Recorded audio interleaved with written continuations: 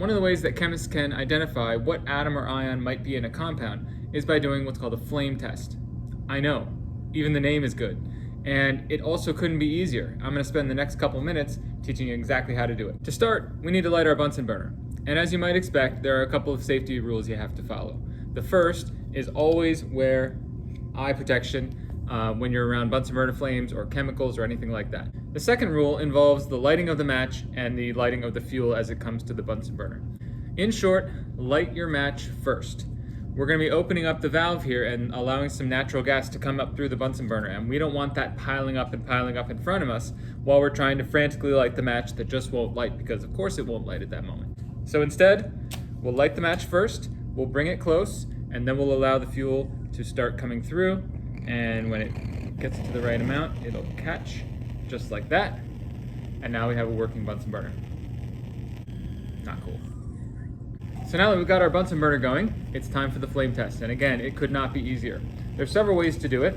I like to do it with these little wooden stirring sticks and a little beaker of water. The beaker of water is simply here to get the stick a little bit moist at the end, and I'm just going to dab it into my compound that I'm curious about and get a couple of crystals on the end. It does not take much to get the colors that you want.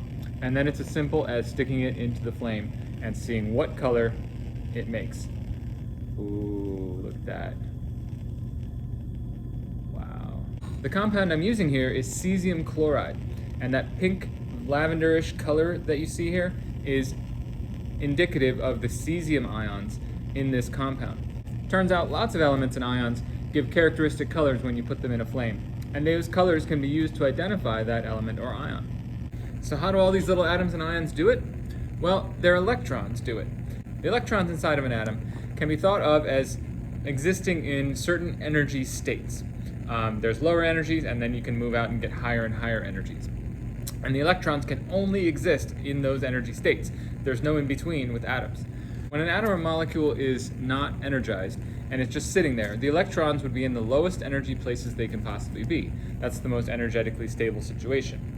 But if you energize them by putting them in a flame or in a light bulb or another heat source, those electrons absorb some energy and move to higher energy states.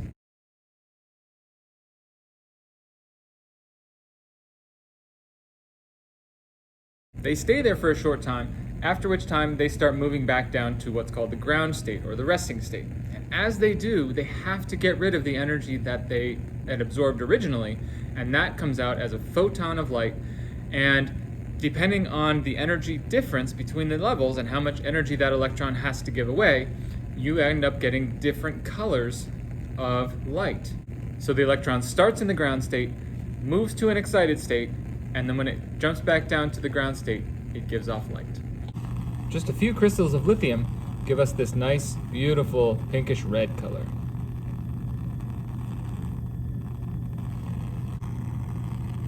Sodium, a beautiful yellowish orange color.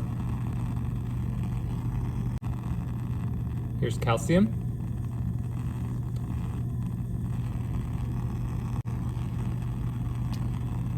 And barium, a little hint of green. Copper, a lot of green, and even some blues. Next is strontium, and that gives us, another deep red color.